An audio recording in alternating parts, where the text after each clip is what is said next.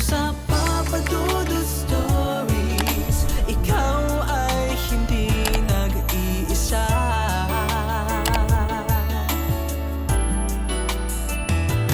Dito sa Papa Dudut Stories, may nagmamahal sa'yo. Papa Dudut Stories,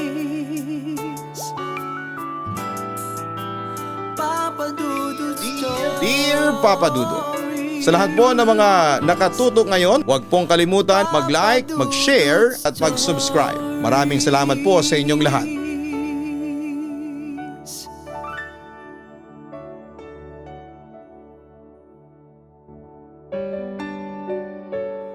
Kumusta at isang magandang gabi sa inyong lahat.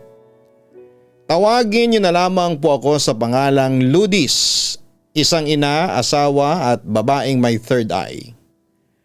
Nakatira ko ngayon dito sa Cebu City, working as a team leader sa isang call center company dito rin sa Queen City of the South. Well, gusto ko lang i-share sa inyo ang mga na-experience ko involving a yaya, caretaker o babysitter, kung ano man ang gusto ninyong itawag sa kanila. Papa Dudut, sisimulan ko ang aking kwento. Noong 7 years old pa lamang ako noon. Nakatira kami ng family ko sa isang subdivision sa Cebu City. Sakitin akong bata dati, suki ako sa ospital at palaging sumasakit yung tiyan ko. One time ay na-dextrose ako. Since my mom's a nurse, ni-request niya pwedeng wag na lang daw akong magpa-admit at iuwi na lamang nila ako sa bahay. At siya na lamang ang mag-aalaga sa akin since mas komportable kami doon. Hanggang sa isang gabi nasa gilid ako ng kama namin para malapit sa sabitan ng dextrose. Since bata pa ako ay merong monoblock chair na nakalagay sa gilid ng bed para hindi ako malaglag. Sa mga butas ng monoblock, nakikita ko yung yaya ko. Hindi ko alam kung nakaluhod siya o gumagapang basta hindi siya nakatayo. Basta nakatingin lamang siya sa akin. Hindi naman siya galit, hindi din siya masaya. She's so blunt and just plainly staring at me. Hindi ko na pinansin hanggang sa nakatulog ako. Yung yaya ko na to ay based sa memory ko. Palagi kami magkasama pero hindi ko matandaan na kinausap niya ako. Actually, I'm not the only one in our family na naging sakitin sa house na yon. My mom also had to undergo lobectomy kasi may mga bato sa lungs niya. We had to sell our car and our house that time. Nakabili kami ng house not too far away from the subdivision. As we were packing things and kinakarga sa truck, napansin ko masama ang tingin ni Yaya sa akin. Nagtataka ako noon kasi hindi ko naman siya binigyan ng rason para maggalit sa akin. She didn't say anything pero naintindihan ko na she doesn't want na lumipat kami. Hindi ko nga rin maintindihan. Kasi we're not talking but it's like we're talking but sa mind lang. Natatakot na ako the way siyang tumingin sa akin kaya pumunta ako sa ate ko sa pinto. Ate, wag daw tayong lumipat, sabi ko sa kanya. Natatawang napatingin sa akin si Ate Lala, ang panganay kong kapatid. Sino nagsabi? Tanong niya sa akin. Parang galit kasi si Yaya, pag-amin ko. Pero tumingin lang si ate sa akin at halatang nagtataka sa sinabi ko. Yaya? Wala naman tayong yaya. Aniya. Walang yaya? Sino siya? Tanong ko sabay turo kay Yaya na nanlilisik pa rin ang mga mata sa amin. Napakunot ng noo si Ate Lala. Ludis, wala akong nakikita sa tinuturo mo, wika niya. Muli ako napatingin sa babaeng tinuturo ko. Napangisi siya sa akin. Then it hit me. Takot na takot ako noon. Every night pala yung babaeng nakatingin sa akin ay isang multo.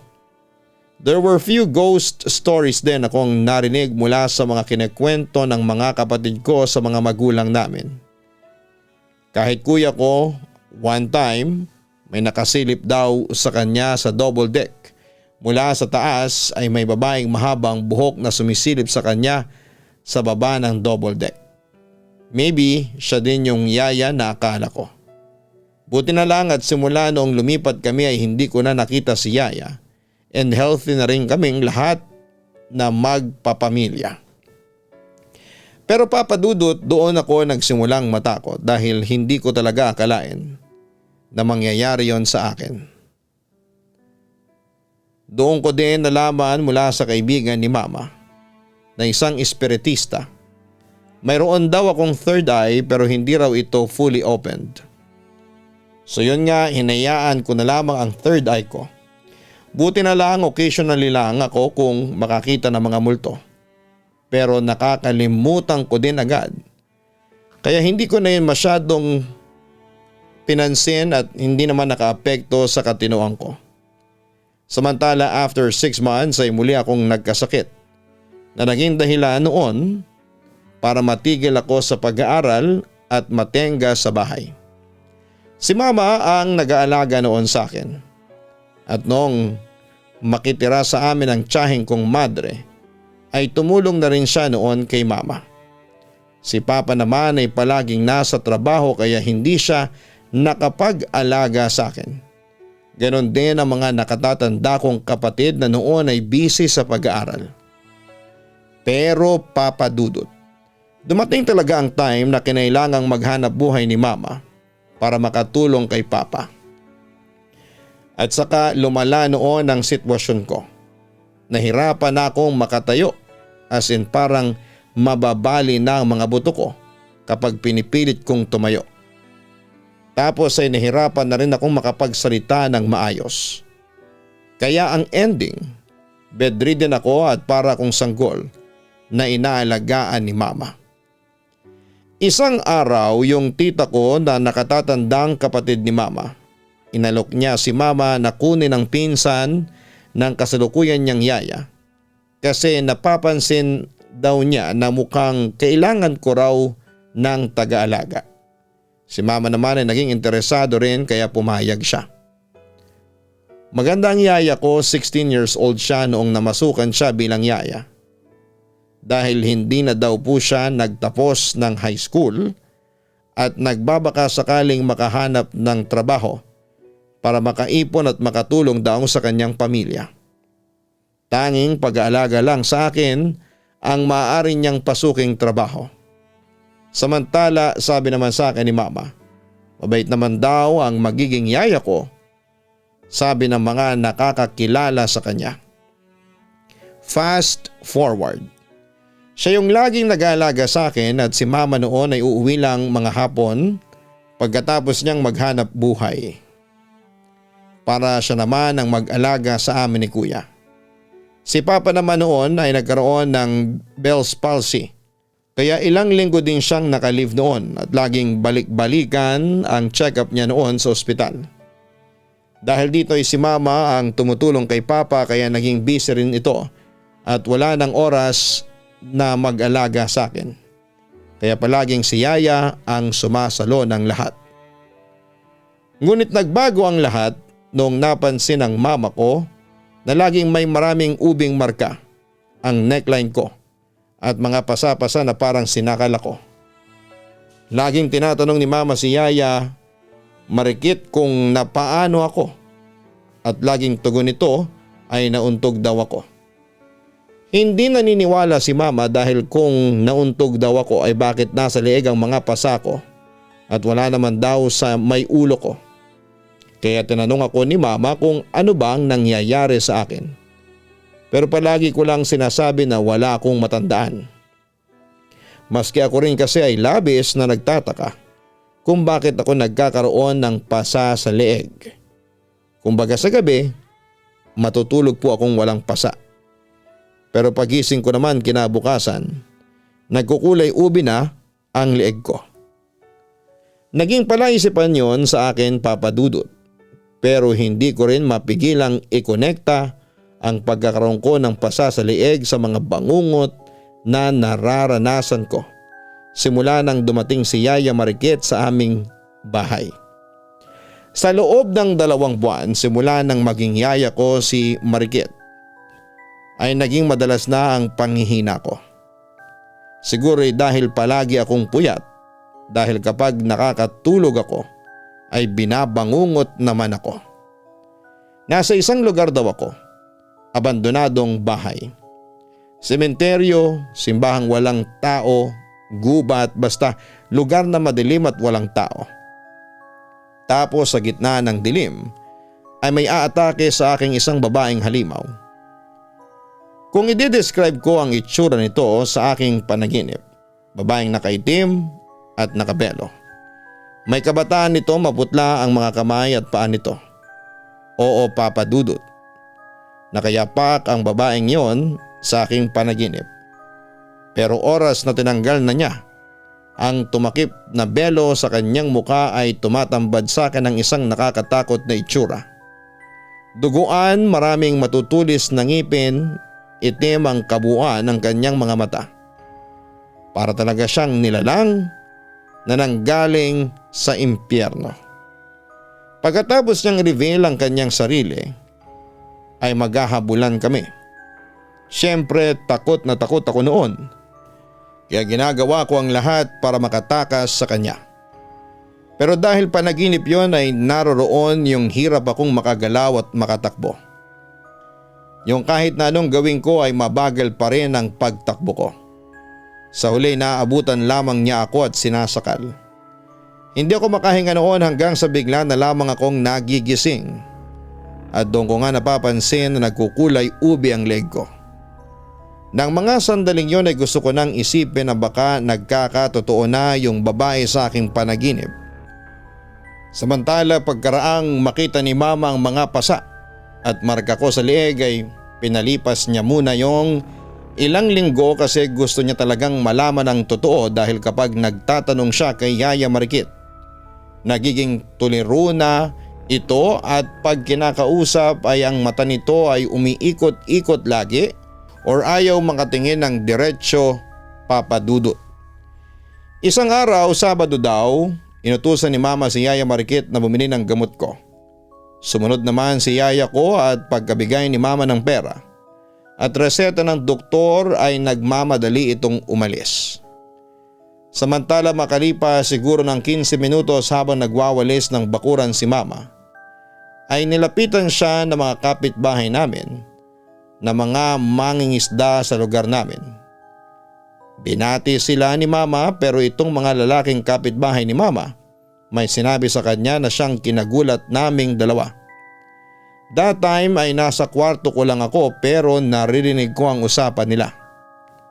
Ang sabi ng isa, "Aling Donna, nakita namin ang yayan ninyo alas 12 ng hating gabi. Sinasakal ang anak ninyong si Ludis habang natutulog ito. Mangingisda na sana kami noon nang matanaw naming maraming kandila ang nakapalibot sa higaan ng dalagitan ninyo. Tapos parang may binabanggit yung yaya na dasal.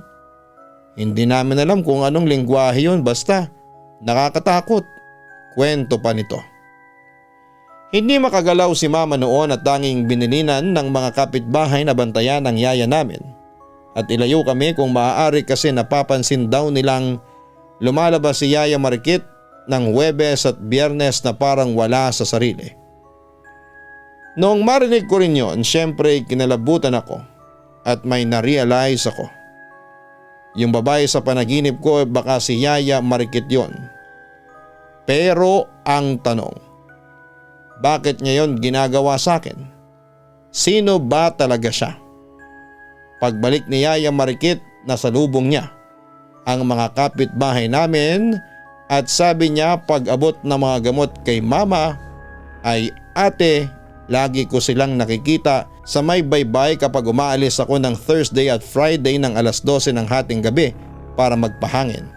Sabi nito sabay tawa. Pero alam ko na deep inside ay kinalabutan noon si Mama kasi nakumpirma nga niyang totoo ang sinasabi ng kapitbahay namin tungkol sa misteryosa kong yaya. Tinanong siya ni mama bakit siya lumalabas ng ganong oras. Sabi niya hindi daw siya makatulog at nare-relax daw siya doon sa may baybay. Natakot na si mama noon at tumawag sa mga kakilala niyang may alam sa mga ganong bagay. Dumating sa puntong sa 1 linggo 3 beses na nasa katinuan si Yaya Marikit, tapos pagsabit ng Miyerkules hanggang Biyernes ay tumatahimik ito at nagiging tuliro at ayaw sumagot ng maayos. Kapag maayos siya, lagi niyang sinasabi na parang kakaiba daw yung pakiramdam niya ng mga ilang araw at sana'y tulungan daw siya nila mama sa nangyayari sa kanya. Isang araw kung hindi ako nagkakamali ay Monday noon. Kinausap ni mama si Yaya Marikit kung ano ba talaga ang nangyayari. Sa salaysay niya, anak daw siya ng manggagamot sa bukid nila at tinuruan siya ng papa niya kung paano manggamot. Sinubukan niya daw gamutin ang aso na nasa likod bahay na sinasapian ng masamang elemento. Inagamit niya raw ay nagbalot siya ng pulang tela na may makintab na parya sa loob at inalayan niya ito ng dasal. Nataboy naman daw niya ang masamang elemento ngunit namatay ang aso kaya hindi na raw umalis ang elemento kakasunod kay Yaya Marikit. Pero ngayon daw ay gusto na raw umalis ng masamang elemento sa katawan ni Yaya Marikit at gusto raw nito na sa akin naman lumipat dahil nakursunodahan daw ako dahil mahina at may sakit ako. Kumbaga ay madali raw akong masasaniban. Samantala papadudot dagdag pa ni Yaya Marikit, sinasaniban daw siya tuwing Huwebes at Biyernes at hinahanda na raw nito ang paglipat papunta sa katawan ko. Dahil dito nagpa siya si mama na paalisin na lamang si Yaya Marikit. Pero sabi ng yaya ko lalong magagalit lang daw ang masasamang elemento at baka patayin daw kaming lahat kasama na raw ang aking yaya. Tapos mamayang kaunti bigla na lamang nangisay si Yaya Marikit at kitang kita ko yon mula sa bukas na pinto ng aking kwarto. Nagkagulo sa buong bahay, sina mama at mga kapatid ko ay tumulong para pigilan si Yaya Marikit sa pangingisay. Mamayang kaunti bigla na lang daw namuti ang mga mata nito at tumawa ng pagkalakas-lakas. Hindi ito nagsalita pero sa pagtawa pa lamang ng masamang elemento na nasa katawan ng yaya ko ay alam na naming may masama itong gagawin sa amin. Tapos bigla na lang bumalik si Yaya Marikit sa kanyang pag-iisip. Pagod na pagod ito at hingal na hingal. Agad naman siyang pinainom ng tubig ng kuya ko na isa sa pumigil sa kanya habang sinasapian. Mamayang kaunti ay umiyak na si Yaya Marikit. Sabi niya daw hindi niya makontrol ang sarili niyang sakalin ako at kalmutin dahil doon sa masamang elemento na sumasanib sa kanya. Yung nagpapakita daw sa panaginip ko, yun daw yung masamang elemento. Napatingin naman sa akin si mama mula sa malayo at doon ay tumango ako bilang sagot. Kinumpirma ko na may babae nga akong napapanaginipan. Ayon pa kay Yaya Marikit, sinasabihan daw siya ng elemento na dalhin ako sa baybay para ialay sa kanya. Hindi na matandaan ni mama kung ilang alay ba daw ang dapat gawin ni Yaya. Bago ako makuha at pawang sabi nito ay dapat magdamit siya ng puti, magtakip ng mata at ang gamit niya ay shades.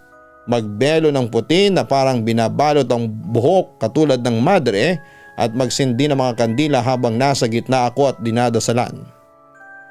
Nang malaman ni mama lahat ng nangyari, una niyang ginawa ay pumunta siya sa bahay sa may likuran at nagtanong siya kung totoo bang namatay ang aso nila at totoong namatay talaga yung aso. Ikalawa ay pinayuhan si mama ng mga kaibigan niya na ilayo ako at ang kuya ko doon sa bahay na tinitirhan namin kung pwedeng makalayo kami talaga. Noong araw na yon ay nakakuha si mama ng paupahang bahay sa may bayan malapit sa simbahan para doon temporaryong manirahan habang nag-iisip kung ano ang gagawin kay Yaya. Sinabi naman ng mga kaibigan ni mama na ihatid na lang daw ito pauwi sa kanila at para matapos na, pero doon sila nagkamali. Ayaw ni Yayang umuwi. Sinabihan siya ni Mama na, Marikit, ihahatid ka na namin sa inyo. Gagawin ko ng triple ang sahod na ibibigay ko sa iyo para pag uwi mo sa lugar ninyo ay may pera ka na pwede mong gamitin sa paghanap ng bago ulit na trabaho. Pero tugon lang ni Yaya Marikit ay hindi ko iiwan ang alaga ko. Natakot si Mama noon kasi parang hindi na si Yaya Marikit ang kausap niya ng mga sandaling yon. Pero nagmatigas na si Mama at napilit niya si Yaya. Wala namang nagawa si Marikit kundi ang umuo na lamang.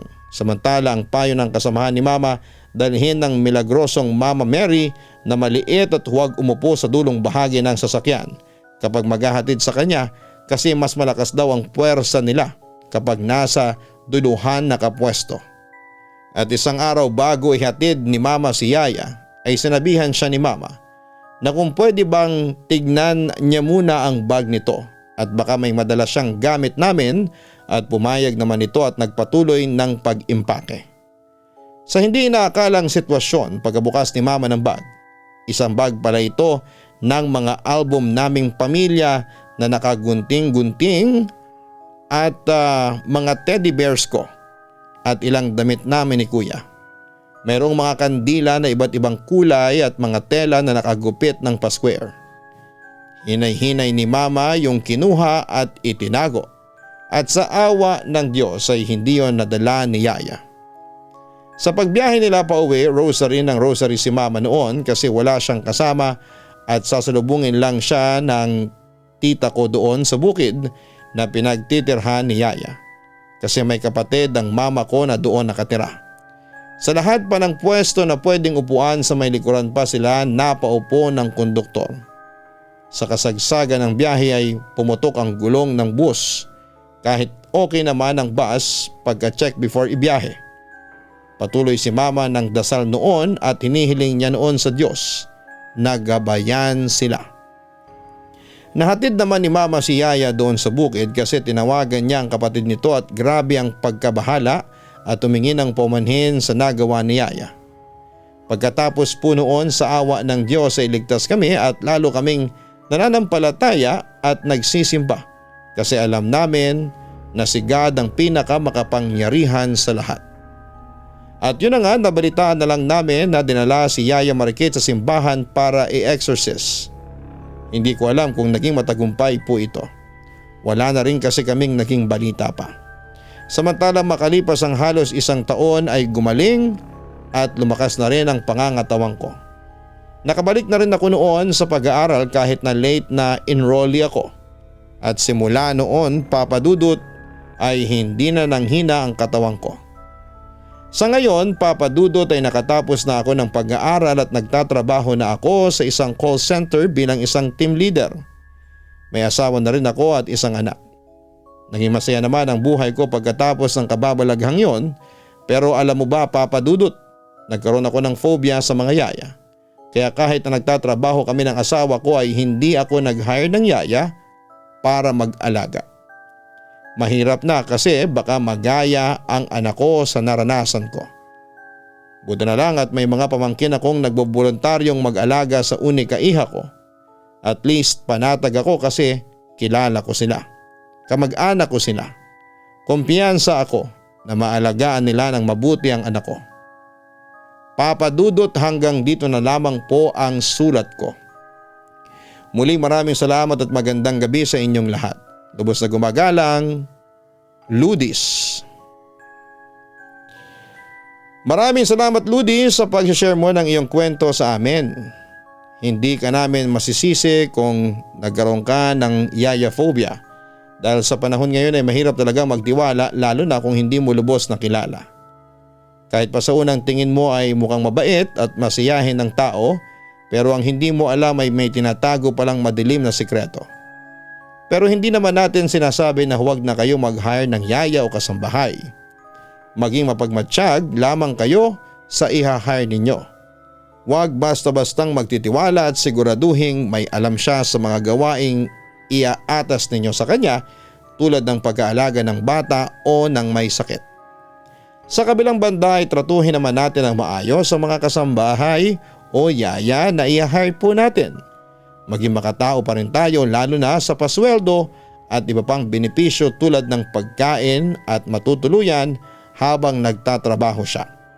At sa mga yayaw kasambahay naman ay huwag ninyong sisirain ang tiwala ng inyong mga amo, lalo na kung tinuturing nila kayong pamilya. Huwag kalimutan na mag-like, mag-share at mag-subscribe. Hanapin ang Kaistorya YouTube channel para sa iba pang mga horror stories na aming pong ina-upload sa channel na yan. Again, ang hahanapin niyo po ay Kaistorya YouTube channel. Ganon din po ang Gianna Vlogs.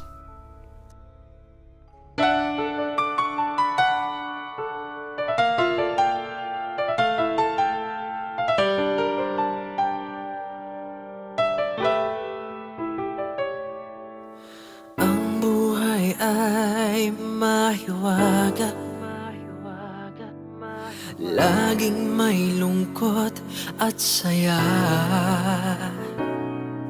Sa Papa Dudut Stories, laging may karamay ka.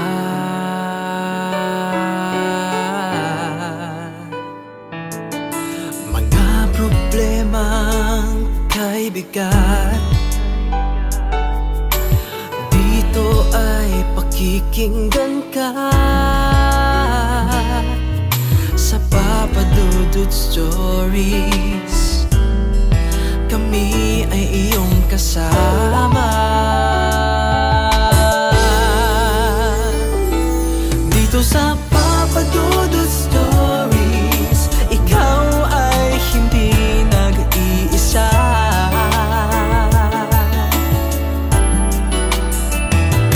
Dito sa Papa Dudut Stories, may nagmamahal sa'yo. Papa Dudut Stories, Papa Dudut Stories.